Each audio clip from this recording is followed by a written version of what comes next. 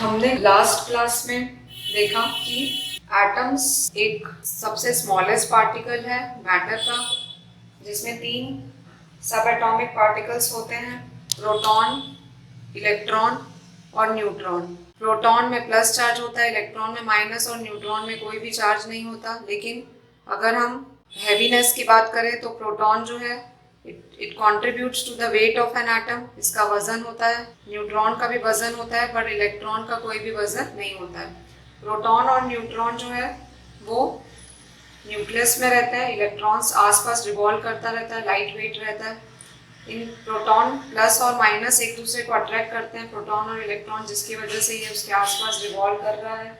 Atomic number ही एक atom की पहचान होती है। Atomic number is denoted by Z and atomic number is the number of protons and proton is always equal to the number of electrons. Mass number is denoted by A. Mass number is proton plus neutron. अभी हमने देखा कि हम atom की पहचान proton को कहते हैं, नंबर ऑफ प्रोटॉन्स को, और नंबर ऑफ प्रोटॉन्स और इलेक्ट्रॉन्स दोनों सेम हैं। तो हम एटम की पहचान इलेक्ट्रॉन्स को क्यों नहीं कहते?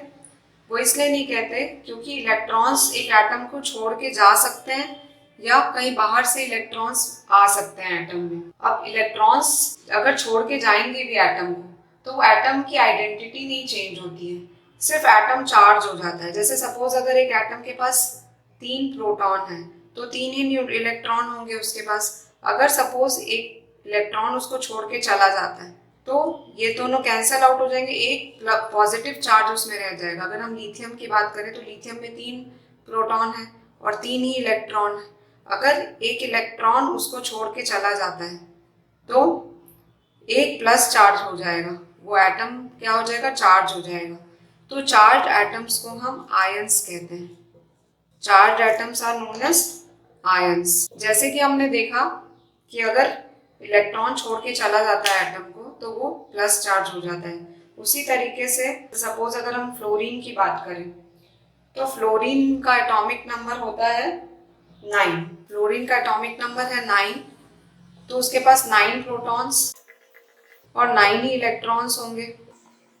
ये आपस में न्यूट्रल हो गए क्योंकि कैंसल आउट हो गया। अगर उसके पास एक इलेक्ट्रॉन अगर एक्स्ट्रा आ गया तो ये और ये कैंसल आउट हो गए, बट फ्लोरीन जो है उसके पास एक नेगेटिव एक्स्ट्रा आ गया तो वो F- हो जाएगा। तो इस तरीके से चार्ज एटम्स जो होते हैं, चार्ज एटम्स को हम आयंस भी कहते हैं, वो 2 तरीके के होते हैं। Ions can be positively charged और negatively charged. Positively charge ion को हम कहते हैं कैट आयन और नेगेटिवली चार्ज आयन को हम कहते हैं एन आयन। ठीक है। अब क्या हर एटम इलेक्ट्रॉन देता है, लेता है, किस तरीके से होता है? एटम की एक टेंडेंसी होती है, या तो वो इलेक्ट्रॉन देगा या लेगा। अब वो किस चीज से डिसाइड होती है?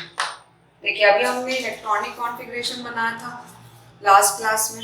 एक एटम जो होता है वो स्टेबल होने के लिए उसको फर्स्ट ऑर्बिट में या तो 2 इलेक्ट्रॉन्स चाहिए, और फर्स्ट ऑर्बिट को छोड़ के फर्स्ट ऑर्बिट में उसे 2 इलेक्ट्रॉन्स चाहिए, और बाकी की ऑर्बिट्स में उसे 8 इलेक्ट्रॉन्स चाहिए। मतलब जैसे सपोज ये हाइड्रोजन है, उसका एक ही शेल है, उसके पास एक इलेक्ट्रॉन है, या तो वो इस एक इलेक्ट्रॉन से छुटकारा पा ले या फिर एक और इलेक्ट्रॉन उसको मिल जाए जिससे कि वो 2 हो जाए। उसके फर्स्ट शेल में 2 अगर हो जाएगा तो वो स्टेबल हो जाएगा, खुश रहेगा, वो संतुष्ट हो जाएगा। हीलियम जो है वो ऑलरेडी संतुष्ट है, उसको कुछ नहीं चाहिए, उसके फर्स्ट शेल में 2 इलेक्ट्रॉन्स है तो वो सेटिस्फाइड है, हैप्पी है वो। एक एटम को हैप्पी होने के लिए फर्स्ट शेल में 2 इलेक्ट्रॉन्स चाहिए या फिर सब्सिक्वेंट शेल्स में 8 इलेक्ट्रॉन्स चाहिए। अब लिथियम हैप्पी नहीं है क्योंकि उसके पास लास्ट शेल में 1 इलेक्ट्रॉन है, या तो उसको कोई 7 इलेक्ट्रॉन्स दे दे या फिर वो 1 इलेक्ट्रॉन उससे कोई ले ले। अब अगर वो 1 इलेक्ट्रॉन लूज करता है तो उसको कम एनर्जी लगेगी, 7 इलेक्ट्रॉन गेन करना बहुत डिफिकल्ट होगा, तो वो 1 इलेक्ट्रॉन लूज करेगा। तो लिथियम की टेंडेंसी लूज करने की होती है, इट विल लूज इलेक्ट्रॉन। जब वो लिथियम जो है इलेक्ट्रॉन लूज करेगा तो वो पॉजिटिव चार्ज बन जाएगा, लिथियम जो है वो पॉजिटिवली चार्ज बन जाएगा। तो इसलिए हम इसको इलेक्ट्रोपॉजिटिव एलिमेंट कहते हैं। लिथियम एक इलेक्ट्रोपॉजिटिव एलिमेंट है। अगर हम बेरिलियम की बात करें तो बेरिलियम जो है वो 2 इलेक्ट्रॉन लूज करेगा ताकि उसको फर्स्ट शेल में 2 इलेक्ट्रॉन्स हो जाए और वो हैप्पी हो जाए। बोरॉन 3 इलेक्ट्रॉन्स लूज करेगा, कार्बन उसको 8 चाहिए, या तो वो 4 लूज करे या गेन करे, दोनों ही उसके लिए डिफिकल्ट होता है, तो वो शेयरिंग करता है। ये हम बाद में आगे की क्लासेस में पढ़ेंगे। अब जैसे अगर हम नाइट्रोजन देखते हैं तो नाइट्रोजन के पास 5 इलेक्ट्रॉन्स हैं, या तो वो 3 इलेक्ट्रॉन्स ले लें क्योंकि उसे 8 बनाना है यहाँ पे, या फिर 5 लूज करे। 5 लूज करना उसके लिए बहुत डिफिकल्ट होगा, तो वो 3 ले लेगा। इसलिए नाइट्रोजन जो है वो 3 इलेक्ट्रॉन लेता है। 3 इलेक्ट्रॉन जब वो गेन करेगा तो वो N3 माइनस हो जाएगा, उसके पास 3 इलेक्ट्रॉन एक्स्ट्रा हो जाएंगे। ऑक्सीजन जो है वो भी 2 इलेक्ट्रॉन लेगा, फ्लोरीन 1 इलेक्ट्रॉन लेगा। नियॉन हैप्पी है, उसके आउटर मोस्ट शेल में 8 इलेक्ट्रॉन्स है। अगेन सोडियम जो है वो 1 इलेक्ट्रॉन लूज करेगा ताकि उसका कॉन्फ़िगरेशन 2,8 हो जाए।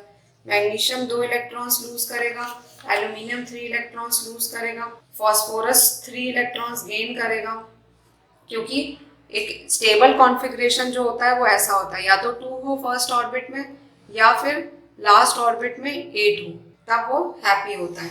इसीलिए एक एटम आयन फॉर्म करता है, क्योंकि वो इलेक्ट्रॉन्स गेन करता है और लूज करता है और आयंस बनाता है। अब हम एक टर्म समझते हैं, वैलेंस इलेक्ट्रॉन। वैलेंस इलेक्ट्रॉन्स मतलब electrons present in the outermost shell. किसी भी एटम के आउटर मोस्ट शेल में कितने इलेक्ट्रॉन्स है, जैसे ये 1 है, 2 है, आउटर मोस्ट शेल में 1 है, 2 है, 3, ये सब वैलेंस इलेक्ट्रॉन्स है। लास्ट वाले ऑर्बिट में जितने इलेक्ट्रॉन्स है वो उसके वैलेंस इलेक्ट्रॉन्स होता है। एक दूसरा टर्म है वैलेंसी। ये दोनों ही डिफरेंट टर्म्स हैं।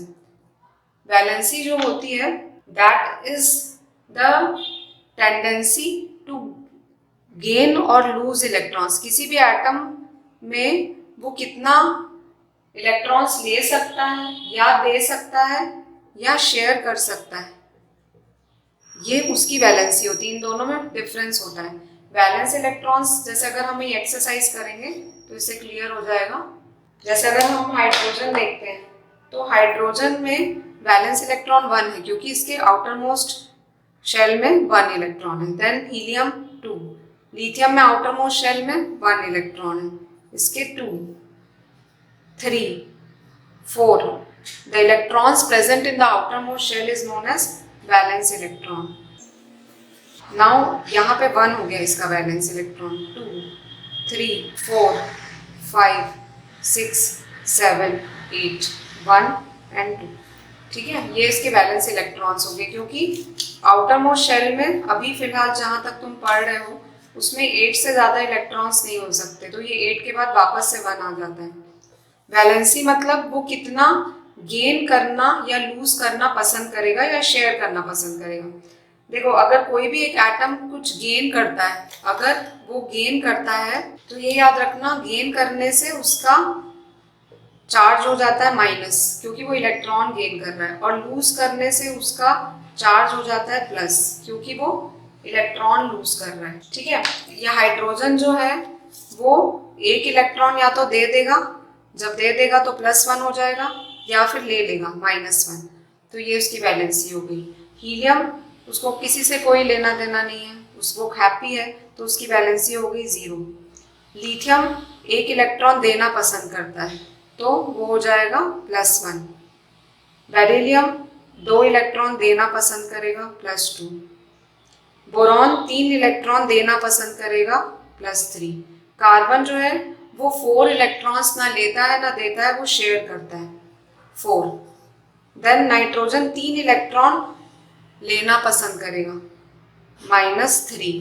देन -2, 2 इलेक्ट्रॉन्स चाहिए ऑक्सीजन को, फ्लोरीन को 1 इलेक्ट्रॉन चाहिए 8 बनाने के लिए, ये अगेन इसकी वैलेंसी 0 है। देन +1, +2, +3, 4, then again -3, -2, -1, 0, 1 and 2, ये इसकी वैलेंसीज हैं। ठीक है, तो अभी तक हम लोगों ने देखा केमिस्ट्री बेसिक्स में कि एटम के अंदर 3 सब एटॉमिक पार्टिकल्स होते हैं, proton, neutron, electron. Proton is positively charge, electron is negatively charge, neutron has no charge. Atom का पूरा वेट उसके न्यूक्लियस में कॉन्सेंट्रेटेड रहता है, क्योंकि वहाँ बीच में 2 प्रोटॉन और न्यूट्रॉन बैठे हुए, इलेक्ट्रॉन हल्का फुल्का रिवॉल्व कर रहा है उनके आसपास, वो कभी भी छोड़ के जा सकता है एटम को, एटम में वापस आ सकता है। बट प्रोटॉन और न्यूट्रॉन नहीं, इतना आसान नहीं है इसको न्यूक्लियस से हटाना। एक प्रोटॉन ही एक एटम की पहचान है। Number of protons is always equal to the number of electrons, ठीक है। उसका atomic number is number of protons, mass number is proton plus neutron. Then हमने देखा वैलेंस इलेक्ट्रॉन्स मतलब electrons present in the outermost shell. Valency is the different thing, it is a combining capacity of an atom, मतलब वो कितने electrons loose करेगा या gain करेगा या शेयर करेगा। देन हमने देखा कि एक एटम को हम ऐसे रिप्रेजेंट करते हैं, suppose x is an atom, तो हम उस नीचे उसका एटॉमिक नंबर लिखते हैं, ऊपर हम उसका मास नंबर लिखते हैं। एटम्स को हम सिंबल से रिप्रेजेंट करते हैं। जब हम सिंबल लिखते हैं तो हमें 2-3 चीज़ें ध्यान रखना चाहिए कि हम उसको कैपिटल, अगर वो एक अल्फ़ाबेट का है तो हम उसको कैपिटल से लिखेंगे, अगर वो 2 का है तो first should be capital, second should be small, और वो दोनों जॉइंट नहीं रहेंगे, कर्सिव हैंड राइटिंग में नहीं लिखना है इसको, ठीक है। इलेक्ट्रॉन्स जो होते हैं वो शेल में अरेंज रहते हैं, K, L, M, N and so on. First shell में 2 इलेक्ट्रॉन्स आ सकते हैं, सेकेंड में 8, थर्ड में 18 and so on. It is guided by the formula 2n²। Stable configuration एक अलग चीज होती है, और हम अगर किसी का एटम का एटॉमिक नंबर जानते हैं तो हम उसके नंबर ऑफ प्रोटॉन्स और इलेक्ट्रॉन्स बता सकते हैं, हम उसका इलेक्ट्रॉनिक कॉन्फ़िगरेशन बना सकते हैं, और हम उसकी वैलेंसी पता लगा सकते हैं। अगर हमको इलेक्ट्रॉनिक कॉन्फ़िगरेशन बनाना आ गया और हम वैलेंसी पता लगा सकें तो हम उस एटम के बारे में बहुत सारी चीज़ें आगे के चैप्टर्स में कर सकते हैं। तो ये इलेक्ट्रॉनिक कॉन्फ़िगरेशन बनाने की आप एक बार प्रैक्टिस करिए। आप फर्स्ट 20 एलिमेंट्स का शॉर्टकट से आप एटॉमिक नंबर याद कर लीजिए, बाकी सारी चीज़ें अपने आप हो जाएंगी। 10 on 10 strives to make educational videos in a way that's easy for the student to understand the concept fully, yet in an easy way. Please subscribe the channel, share and like the videos, and if you find any problem in any of the topics, do write in the comment section. I'll be happy to help.